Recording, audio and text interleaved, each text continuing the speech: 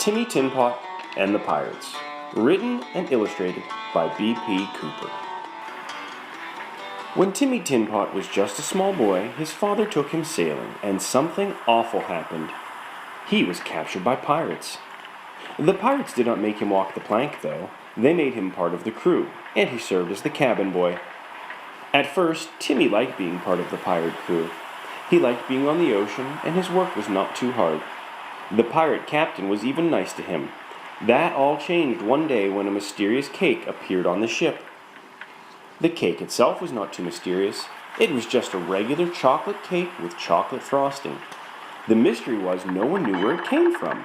The cook did not bake it. The men did not make it. It just appeared. The captain, being very greedy, took the cake and ate it. He did not share with anyone on the crew. The next morning, the captain was gone. The crew searched from the bottom of the hold to the top of the sail, but not a sign of him was found. A pirate crew needed a captain, so the first mate moved in and became captain. That night, another mysterious cake was found. This one was a yellow cake with chocolate frosting, but it was just as mysterious. The cook did not bake it, the men did not make it, it just appeared. The new captain was just as greedy as the last one and ate it all himself. The next morning, the new captain was gone. Again, the crew searched from the bottom of the hold to the top of the sail, but not a sign of him was found. A new captain was selected, and he moved into the captain's cabin. That night, a strawberry cake with white frosting was found. Its arrival was just as mysterious as the others were. The cook did not bake it, the men did not make it, it just appeared. In what was quickly becoming a tradition, the new captain took the cake and ate it himself. And as I'm sure you have guessed, the next morning he was missing. This went on for days.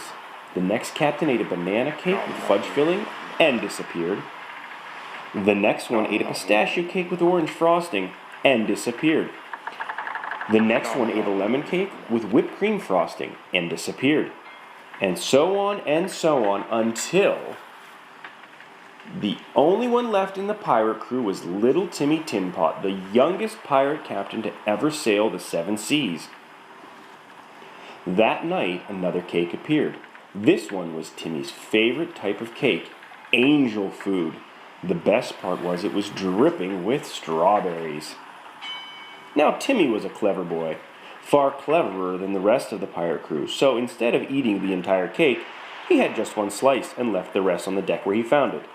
The next morning, he had not disappeared, but the cake was gone. That night, another cake was on the deck, and again Timmy ate only one slice. Timmy decided to stay awake all night to see who was bringing the cakes. Just as the moon was coming up, Timmy spotted something moving over the railing and across the deck. It looked like 2 large wet ropes slithering to where he'd left the cake. Soon there were 4, then 6, then 8. Timmy realized it was a giant octopus, and when it found the cake still there, it got very angry. As the octopus threw the cake in the water and pulled itself onto the deck, Timmy lit a torch and came out of his hiding place. This startled the octopus, who was afraid of fire, and he tried to run away. However, Timmy was too quick, and he stood between the monster and its escape. "I know what you're up to," cried Timmy. "You have been sneaking up and eating the crew one by one, you fiend." The octopus just snarled and did its best to stay away from Timmy and the torch. The octopus looked at Timmy and said, "I have a very bad sweet tooth, and I wait until you are full of cake before I gobble you up." Timmy stood bravely and looked right at the octopus. "I am not as greedy as the others, and I will never eat a whole cake."